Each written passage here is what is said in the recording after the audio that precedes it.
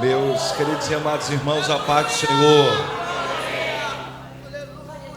Com a ajuda de Deus, eu quero convidar a você a abrir o livro de Deus no Evangelho segundo escreveu o evangelista Lucas, capítulo de número 5. Um texto muito conhecido em toda a igreja, mas com a ajuda de Deus eu quero convidar a você a meditar na santa palavra do Senhor, que é infalível e poderosa. Evangelho de Lucas, capítulo de número 5. Quem encontrou, por bondade, diga amém. Amém. Estaremos lendo os versos do 1 ao 7 e, em sequência, o verso de número 11. Assim está escrito: E aconteceu que, apertando a multidão para ouvir a palavra de Deus, estava ele junto ao lago de Genezaré, e viu estar 2 barcos à beira da praia do lago, e os pescadores haviam descido deles, e eles estavam lavando as suas redes. E entrando num dos barcos, que era o de Simão, pediu-lhe para que se afastasse um pouco da terra, e assentando, ensinava do barco toda a multidão. E quando acabou de falar, disse a Simão: Lança-te ao mar alto, e lançai as vossas redes para pescar. E respondendo Simão, disse-lhe: Mestre, trabalhamos toda a noite e nada apanhamos, mas porque mandas, lançarei a rede novamente. E fazendo assim, colheram uma grande quantidade de peixes, a ponto de se romper as redes, e fizeram sinal aos companheiros que estavam no outro barco para que fossem o ajudar, e foram. E ambos encheram os barcos, de maneira tal que quase iam a pique. Versículo de número 11. E, levando os barcos para a beira da praia, deixaram tudo e seguiram a Jesus. Aleluia. Você pode dizer amém pela palavra? Amém. Deus seja louvado para sempre, eternamente. Meus queridos e amados irmãos, eu quero, de coração grato, louvar a Deus pela bondosa oportunidade que o Senhor uma vez mais me concede em poder estar nesta linda casa de oração, para junto com os irmãos tributarmos toda adoração àquele que é digno de louvor e glória, que é o nome de Jesus. Se não for a bondade do Senhor, nenhum de nós aqui estaríamos. Somente por sua graça, infalível misericórdia, nós fomos alcançados e podemos chegar aqui nesta noite para agradecê-lo e o exaltar. Quero louvar a Deus pela vida do querido pastor presidente, pastor Carlos Alberto, que com carinho me abraçou, tem me concedido a oportunidade para estar aqui com os irmãos.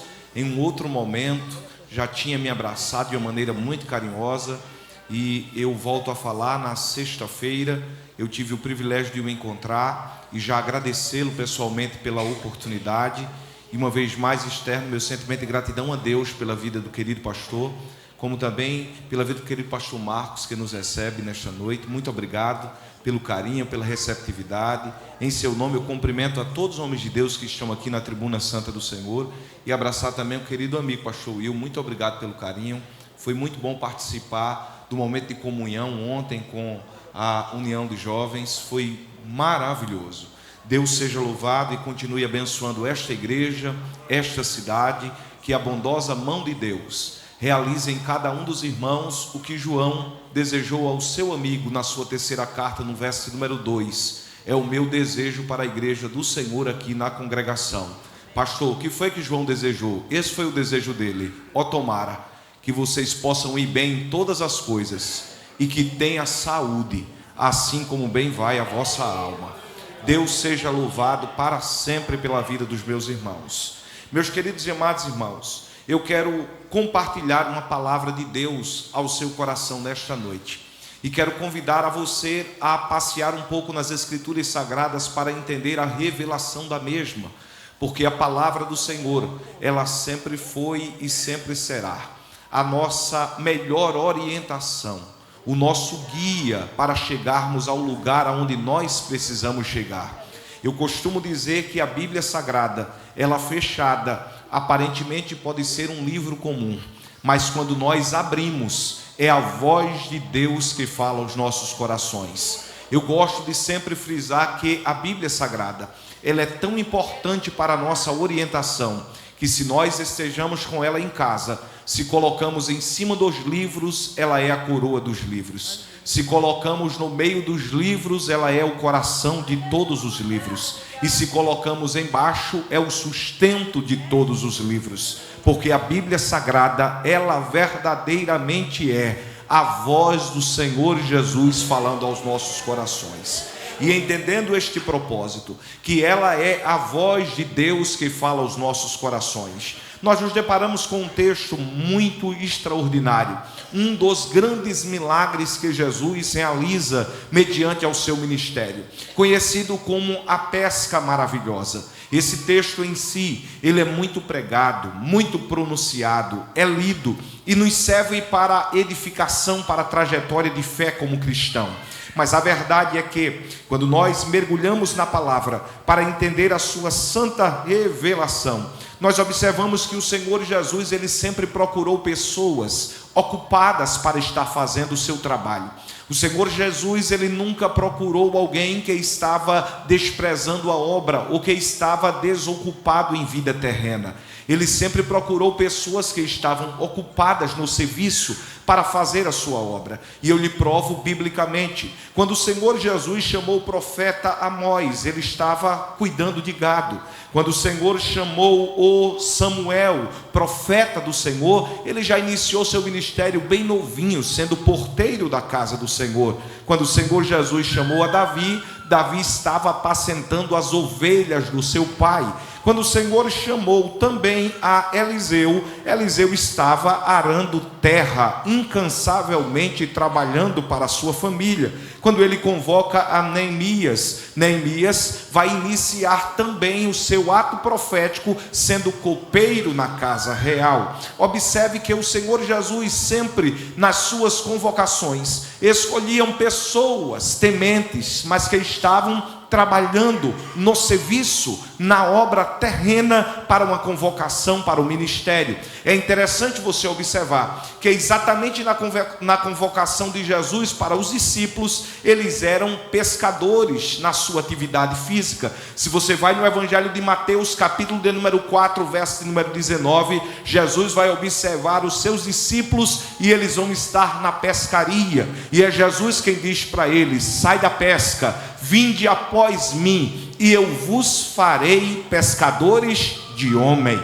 Jesus os convoca para eles ser missionários, pregadores, anunciadores do reino, viver os seus mistérios na terra, entendendo os milagres que Jesus através do tempo realizaria e firmariam sobre eles uma chamada. Mas eles não vão deixar o ofício do trabalho, eles não vão sair da pescaria como uma vida normal, eles precisavam continuar trabalhando, e esse era exatamente o ofício daqueles homens. Eles eram pescadores. Pedro, Tiago, João estavam exatamente pescando no dia a dia, no seu trabalho secular. Mas é interessante você também entender que o Senhor Jesus, mesmo buscando pessoas ocupadas, ele não erra o endereço. Ele sabe aonde vai buscar, a quem ele precisa do trabalho. Ele vai buscar na coleteria, ele vai buscar o médico Lucas também, um médico da sociedade influente.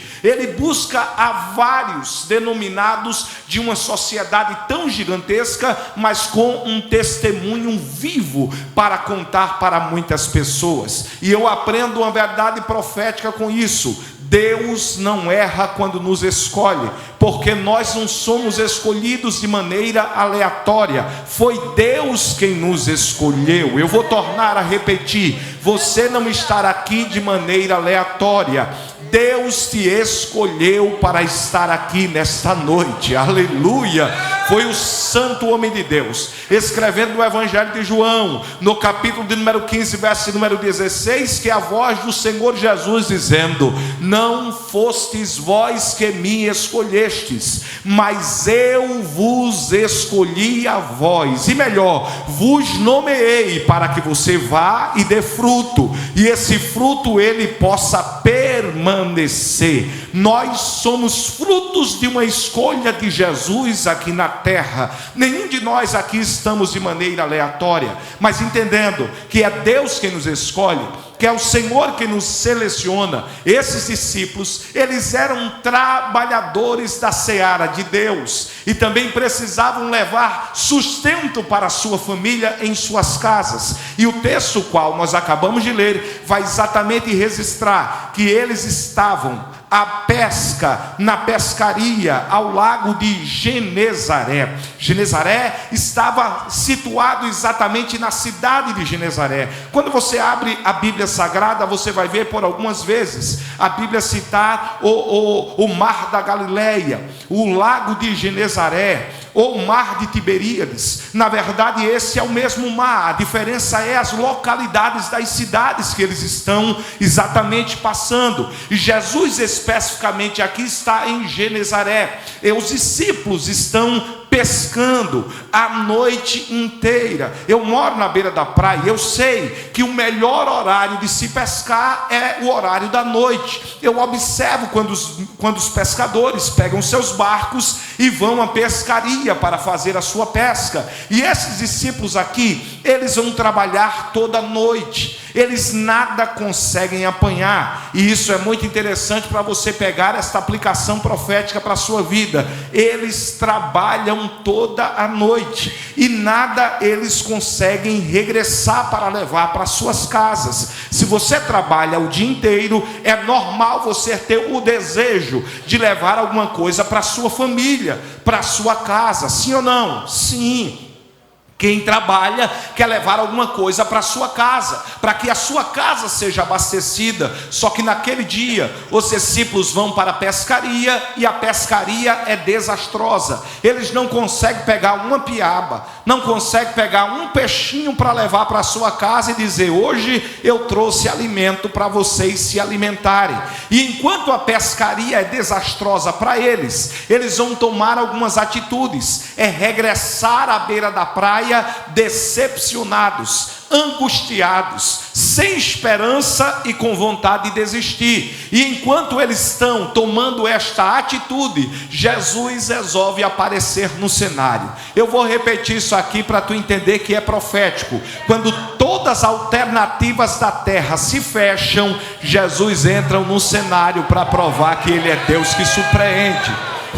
Alguém pegou a palavra e eu tenho uma notícia de Deus para te dar nesta noite. Aleluia. Eu sinto a graça do Espírito Santo aqui para liberar esta palavra de Deus sobre a sua vida. Toda situação ao contrária, ela é revertida quando Jesus chega no ambiente. Vou repetir novamente. Toda situação adversa, ela é revertida quando Jesus chega no ambiente. Aliás, um dos nomes dele é Jeová Jireh, o Deus que provê, o Deus que traz a providência. E se ele, um dos nomes dele é Deus da providência, Jeová Jireh, quando ele chega, ele reverte as causas que estavam cheias de impossibilidades. Eu sinto a graça do Espírito Santo para liberar a primeira palavra profética para a sua vida nesta noite. Jesus está chegando para colocar um ponto final nas dificuldades que você passou até o dia de hoje e continuar escrevendo um novo tempo para aquilo que você tanto deseja. Aleluia.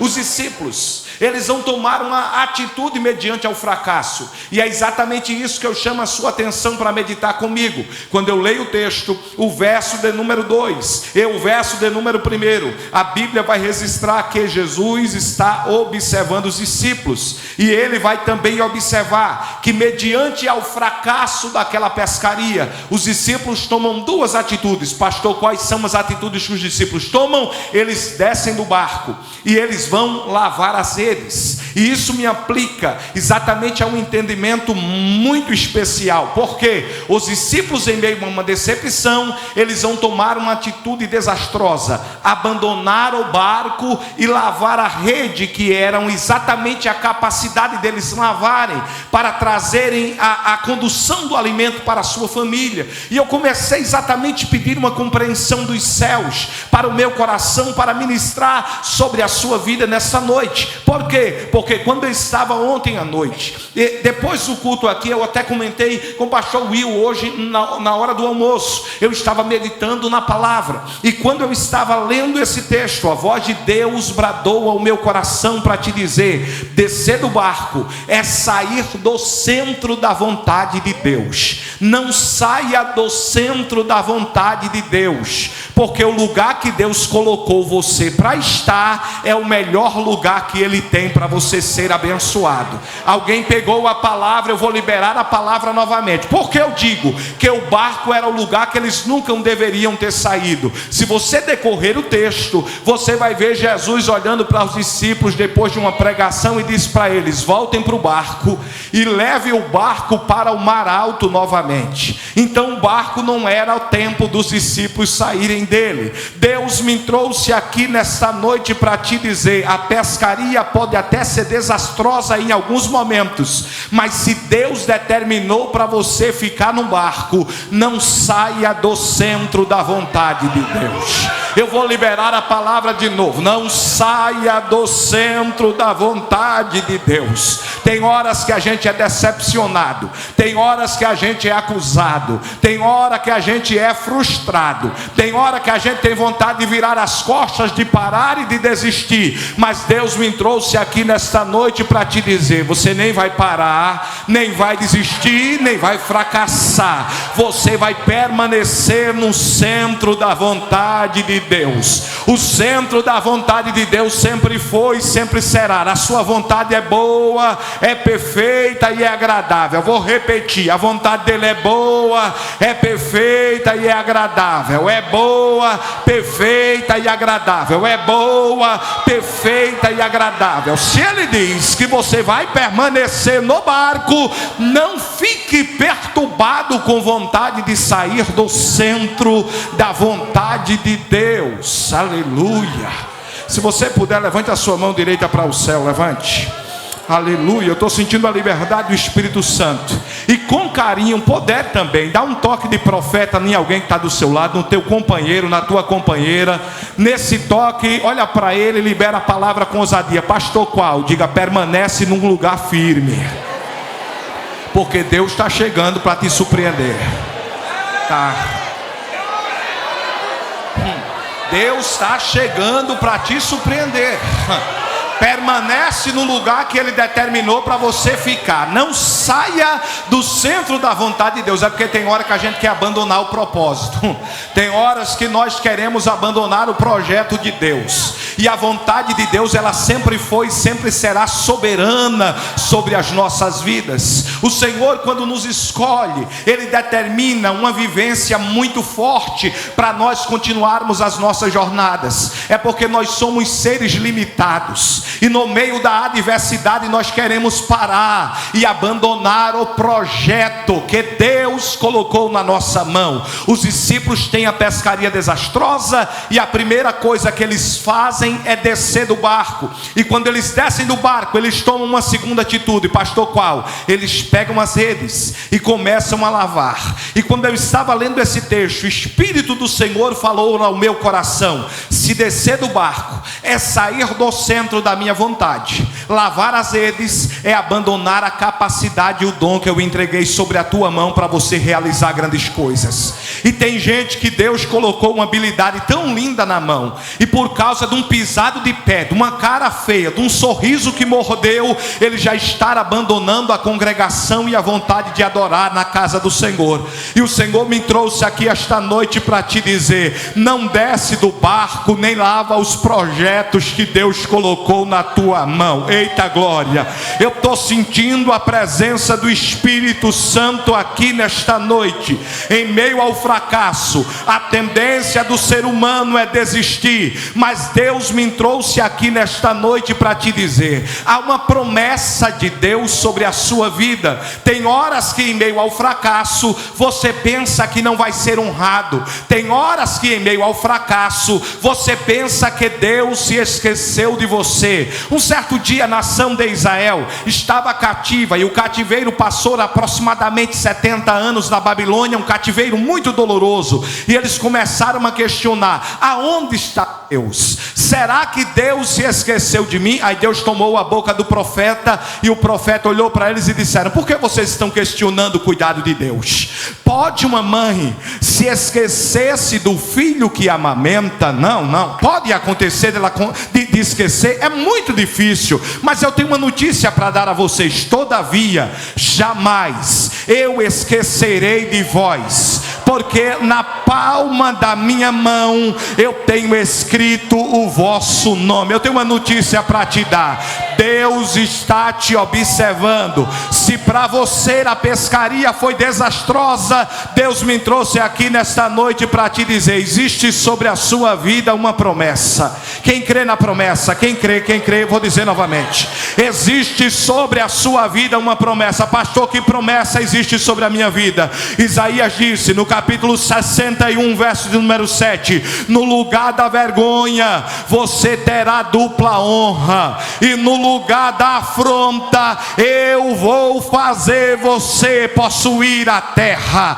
Alguém levantou a mão e adorou porque pegou a palavra. Vou dizer de novo, é no lugar da vergonha que Deus dá dupla honra, e no lugar da afronta que Deus estende a mão e diz, levanta-te. É neste lugar que eu vou te abençoar, é neste lugar que eu vou te honrar. Você entende essa palavra profética nesta noite? Eu sinto a liberdade do Espírito Santo aqui nesta noite para liberar essa palavra com ousadia. Tem horas que a gente tem vontade de abandonar o projeto, abandonar a causa, lavar as redes. E quando a nossa irmã estava aqui testificando esse grande milagre, eu senti muito a presença de Deus. E eu estava ali em lágrimas, falando em mistérios com o Senhor, sentindo exatamente que Deus coloca na nossa mão para a gente viver coisas extraordinárias, para a gente contar testemunhos lindos e maravilhosos. A gente não entende os caminhos, mas é Deus quem prepara os caminhos. E tem horas que a gente diz assim, eu queria testemunhos para contar, e é muito doloroso, mas é saboroso no final quando a gente está contando testemunho. Eu vou liberar isso aqui para tu pegar. Ontem eu contei uma parte do testemunho da minha vida, mas eu sempre pedi a Deus para ter as minhas próprias experiências, para quando abrir a palavra para ministrar, ter os meus próprios testemunhos para contar. E como é um culto missionário, você precisa ser impactado por essa palavra.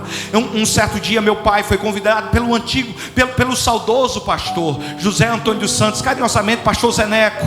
Ele convocou o meu pai, pastor Everaldo, para pastorear, sendo um campo missionário no interior das Alagoas, em uma cidade por nome de Olivença, uma cidade muito pequena, na época uma cidade de nem 3.000 habitantes tinha, aproximadamente 20 crentes. Eu adolescente, 12, 13 anos, alegre, porque meu pai ia pastorear um campo missionário, mas não tinha ninguém para o ajudar, para estar com ele na labuta. E nós saímos um dia para o evangelismo, em uma tarde de evangelismo.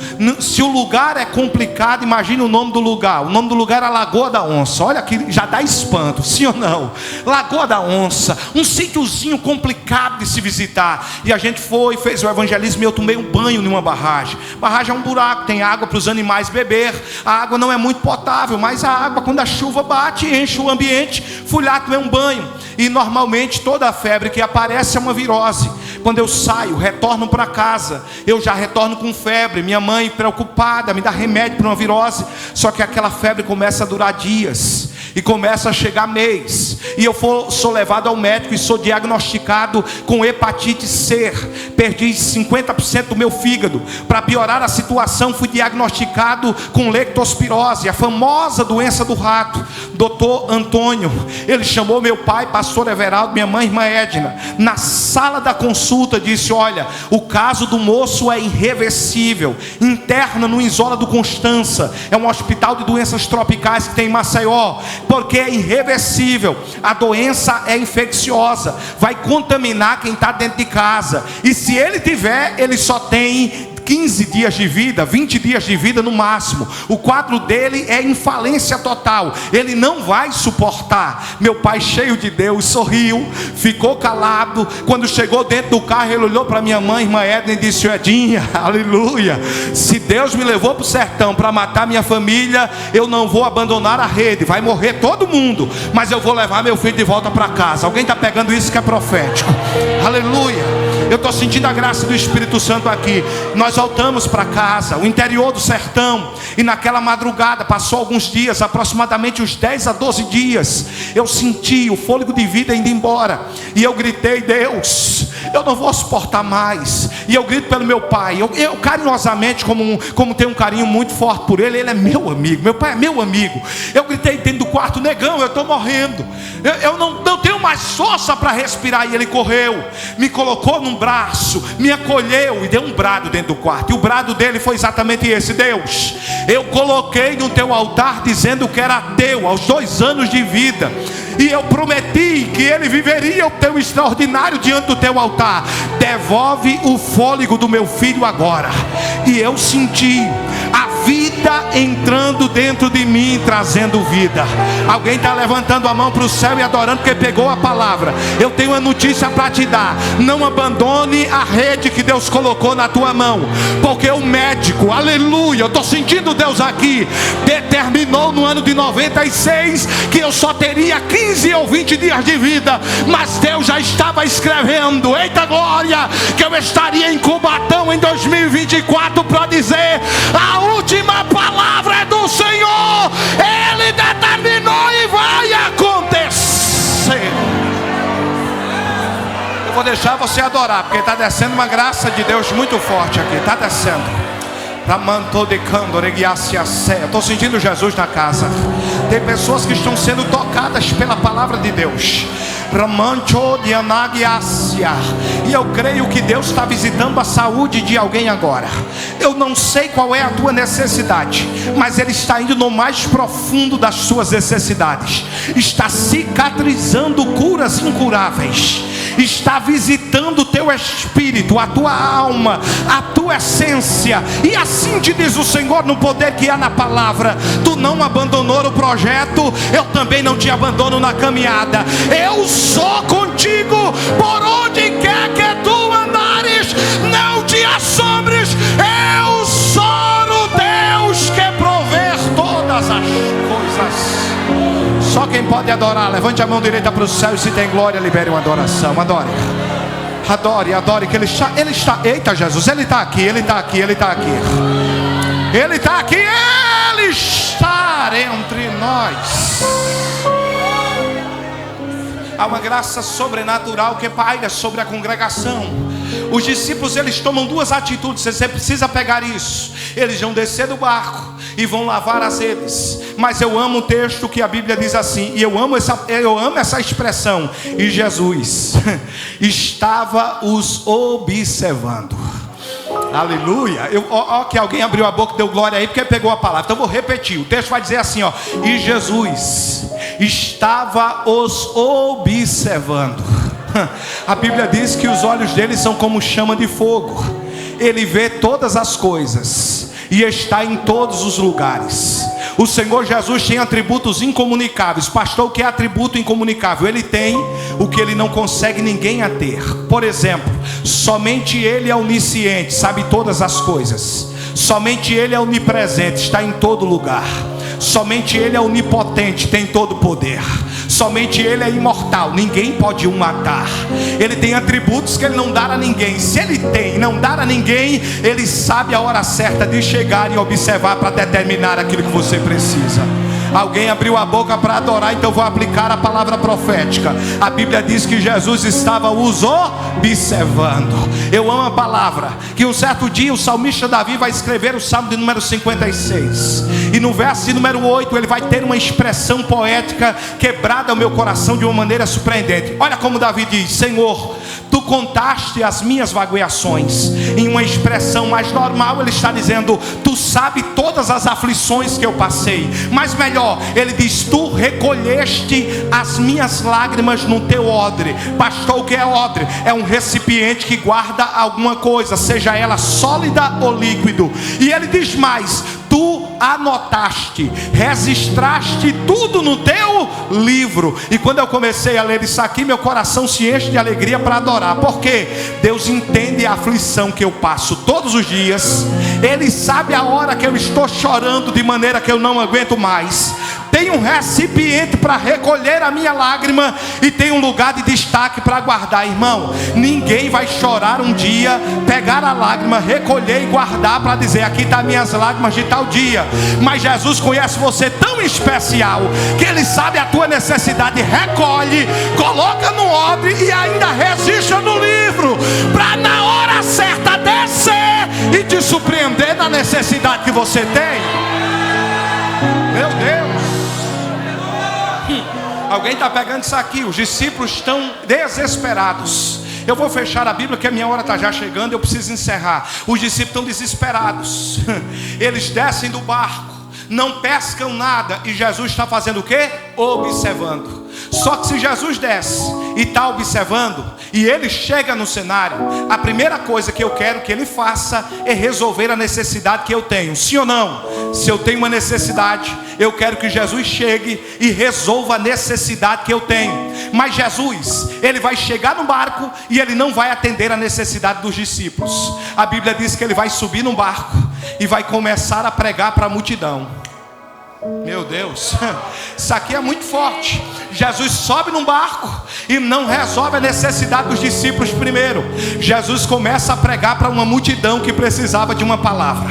E quando eu comecei a ler isso aqui, a voz de Deus bradou ao meu coração nesta madrugada: Jesus nunca vai resolver a minha necessidade terrena sem antes resolver aquilo que eu preciso espiritualmente. Eu vou repetir de novo para ver se tu pega a palavra que é profética. Jesus, antes de resolver a tua necessidade física, ele vai resolver aquilo que você precisa ser cicatrizado no espírito. Eita, agora vou dizer de novo: antes de resolver a tua necessidade terrena, ele vai visitar a tua alma, o teu coração, a tua angústia, a tua mente, a tua chamada, e vai te tomar para cicatrizar tudo o que você precisava ser cicatrizado. Ele jamais resolveu uma necessidade física antes, sem antes tratar do espírito. E eu te provo na Bíblia. Um certo dia Jesus vai estar em Cafarnaum, e a casa que Jesus está sempre é cheia. Casa que Jesus está é lotada. Dá para você olhar para a esquerda e para a direita, ver a igreja como está lotada. É porque Jesus está na casa. Se não for a Jesus, essa casa não estava assim não. Só tem casa cheia onde Jesus está presente. Jesus está aqui, é por isso que a casa está cheia, está lotada. Aleluia! E a casa está cheia, e de repente vem alguém para o culto e acha um paralítico no meio do caminho. Diz: tu quer ir para o culto também? Ele diz: eu quero, mas eu sou paralítico, não tem quem me leve para o culto. Não, hoje tu vai para o culto, Jesus vai te visitar. Só que quando ele chega no templo, chega na casa, a casa está lotada, não tem espaço na porta, não tem espaço na janela, não tem espaço em nenhum lugar. Só que quem quer adorar e quer ver Jesus fazer, não se preocupa em espaço para entrar. Ele arruma jeito para adorar de todo jeito e diz: se Jesus está na casa, eu não posso perder a oportunidade. Se não dá pela porta, eu vou pelo teto. Mas a gente entrega para Jesus hoje. Eles arrumam um espacinho no teto, desce o paralítico aos pés de Jesus. E Jesus, quando olha para o paralítico precisava de quê? Cura física. Jesus olha para ele e diz: filho, perdoados estão os teus pecados. Meu Deus, O paralítico precisava de saúde física, mas Jesus olha para o paralítico e diz: filho, perdoados estão os teus pecados. Sempre tem alguém que vai questionar o que Jesus está fazendo, porque sempre tem pranchetinha, não é de agora não, é desde o tempo de Jesus, fariseu, que vai questionar o que Jesus está fazendo no lugar, porque não tem o mesmo propósito que o céu. Quando Jesus vê alguém questionando, Jesus olha, para que vocês saibam que eu tenho um poder no céu e na terra para perdoar pecado. Paralítico, levanta, toma a tua cama e vai para a tua casa. E a Bíblia diz que o paralítico dá um salto e começa a glorificar. Eu estou sentindo Jesus na casa. Levante a mão direita para o céu, levante. Há uma graça de Deus aqui. Com carinho, dá um toque em quem está do seu lado agora. Toca nele, toca nela e diz assim: está preocupado com o quê? Jesus vai visitar as tuas feridas e vai trazer cicatrização. Diz para ele: vai cicatrizar. Você vai voltar para casa cicatrizado. Eu não sei onde está a ferida, se é na alma, no espírito, na mente, no corpo, se é física ou espiritual. Jesus desceu essa noite para resolver a tua causa. Existem detalhes num texto que é rico, mas eu preciso encerrar aqui para você pegar a palavra. A Bíblia diz que Jesus, depois de pregar para a multidão, eles olham para os discípulos e diz: agora é com vocês, lance-te ao mar alto. Pega isso aqui. Jesus podia muito bem realizar na beira da praia, porque Jesus, com ele não tem limitação, ele tem todo o poder.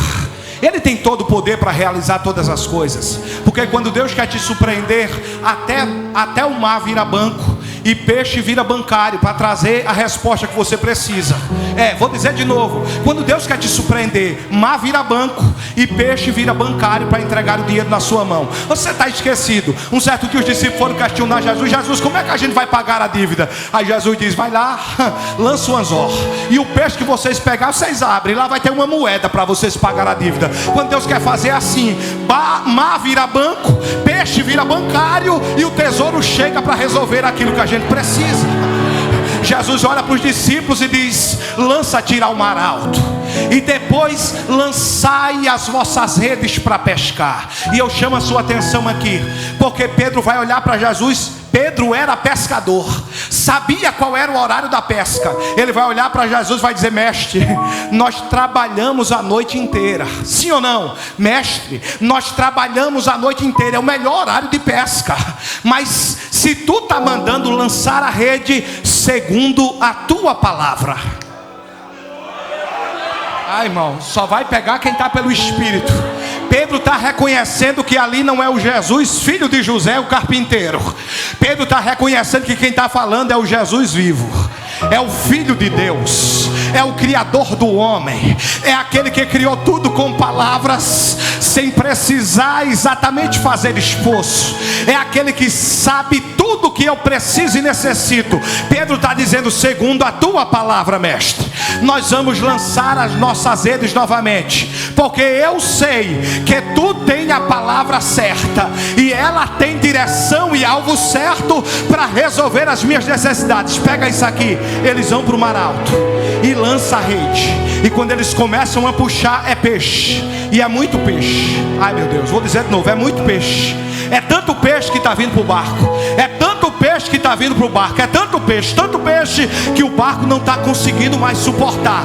E eles começam a gritar na beira da praia: traz outro barco, porque a gente também tem peixe para vocês. E quando outro barco está chegando, o texto diz que eles vão enchendo de peixe, a ponto que o barco está perto de naufragar, que não suporta a quantidade de peixe. Eu estou sentindo a graça do Espírito.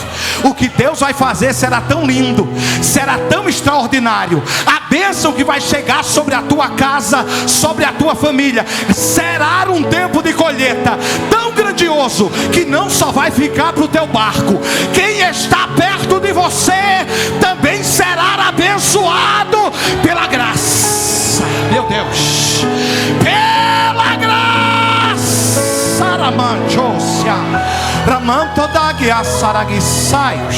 Eu estou sentindo Jesus aqui nesta noite. Quem está comigo na verdade profética, diga glória a Jesus. Se você puder, levante a mão direita para o céu bem alto. Levante também a mão esquerda para o céu bem alto, porque é uma graça de Deus que desce com autoridade sobrenatural. Eu sinto os céus abertos, tomando toda a parte desta congregação. Toma a tua mão direita, toma a tua mão esquerda com maneira inconfundível, de uma autoridade ímpar e única. Deus está te dando nesta noite, e você será atalaia, instrumento vivo, para profetizar para a vida de alguém agora. Se você crê nesta palavra, mão direita se tem alguém do teu lado, na mão direita, vai. Mão esquerda se tem alguém do teu lado, na mão esquerda, vai. E nesse toque profético, olha para ele com a autoridade do Espírito e libera a palavra. Diz: pastor, qual? Diga: se prepara para grandes colheitas, porque o barco vai sair abastecido, vai. O barco sairá abastecido. Eu vou deixar você adorar. O barco sairá abastecido.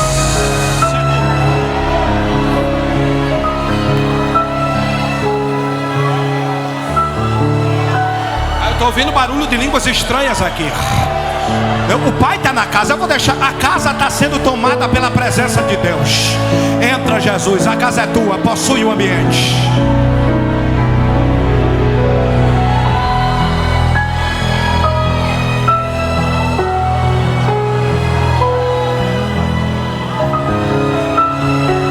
Quem está na... Eita, eu estou sentindo Jesus aqui. Quem está na palavra vai pegar essa. Eita glória. E aqui eu finalizo. Verso de número 11 vai dizer: e eles deixaram tudo e seguiram a Jesus. Eu aprendi algo que é profético. Como é que eu nunca fiz uma pesca como essa, e estou abastecido para levar coisa grande para casa. E agora eu vou abandonar o barco e seguir a Jesus. Os discípulos estão me dando uma lição. Barco nunca foi minha prioridade. Se Jesus não tiver num barco, sempre será um desastre. Mas se tu chegou, a minha pescaria sempre será modificada. Se eu tiver barco, mas se tu não tiver neste barco, eu prefiro seguir a Jesus por onde Ele quer que ande e deixar esse barco, porque sem Jesus o barco não vale nada. Meu Deus, eu estou sentindo a presença de Deus agora, e eu vou profetizar sobre a sua vida. Quando você entender que a prioridade na tua vida é Deus, você vai ver as coisas novas acontecerem na sua vida. Chama por Ele. Jesus sempre será a minha prioridade, e a graça dele te fará prosperar.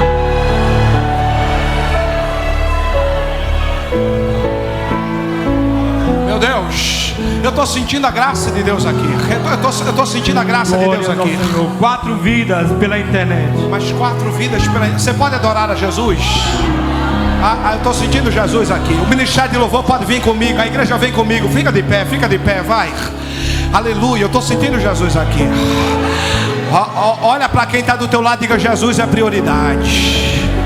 Mais uma vez, diga: Jesus é prioridade. Aleluia, uma graça de Deus muito forte. Já tem 4 vidas no altar, eu vou orar por você. O ministério de louvor está preparando um louvor aí, eu vou orar e eles vão cantar. Mas antes de orar pela igreja, eu quero ser audacioso uma vez mais e entender e saber. Será que você está aqui no meio da multidão e durante o dia a dia você fracassou e desistiu, saiu do centro da vontade de Deus e abandonou o projeto? E Deus olhou para você e disse: hoje eu estou te levando para a igreja, para você entender que a minha voz te convida a reatar a aliança e a amizade. Você não veio de maneira aleatória, você veio porque o Pai te trouxe para renovar a aliança com você. Há entre nós alguém que está afastado da igreja e quer ser abraçado pelo renovo da salvação e do perdão, reatar a amizade. Sai do teu lugar agora e vem. Nós queremos abençoar a sua vida. Você não veio para assistir apenas um culto, você veio porque você tem um vazio na alma, e este vazio que você tem, somente Jesus pode preencher. Somente Ele pode te abastecer. Somente Ele pode te fortificar. Se você estar aqui no meio da multidão e entende que a voz de Deus se chama, saia do seu lugar rapidamente, porque o céu quer te abraçar, o céu quer te dar uma nova oportunidade, o céu quer te dar novas alternativas, o céu quer te dar novos testemunhos, o céu quer fazer novas reconciliações para contigo. Você não está aqui por acaso, você está aqui porque o Pai te ama. Ele sabe a aflição do teu coração, Ele sabe as amizades que querem te levar ao precipício, e Ele olha para ti e te diz: eu te amo tanto que eu quero te abraçar, te perdoar, te restaurar e fazer você viver grandes feitos e grandes realizações. A igreja pode adorar porque entende que Deus está na casa, pode adorar porque entende que Deus está na casa. Aleluia. Onde é que está você? Onde é que está a vida? Está vindo alguém? Está vindo? Se tem, me dá um sinal com a mão. Está vindo aqui. A quinta vida está vindo. Dá para dar glória a Jesus? A quinta vida está vindo, porque 4 já estão aceitando Jesus lá na rede social. Vem com ele aqui. Isso.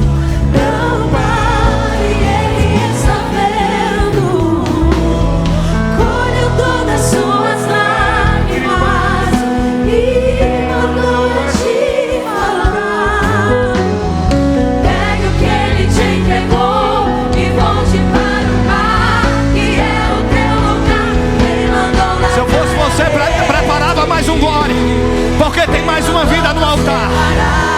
Vai adorar ou vai ficar calado? Pode chorar, isso é a presença de Deus. A lágrima que vem nos teus olhos é a graça que te abraça.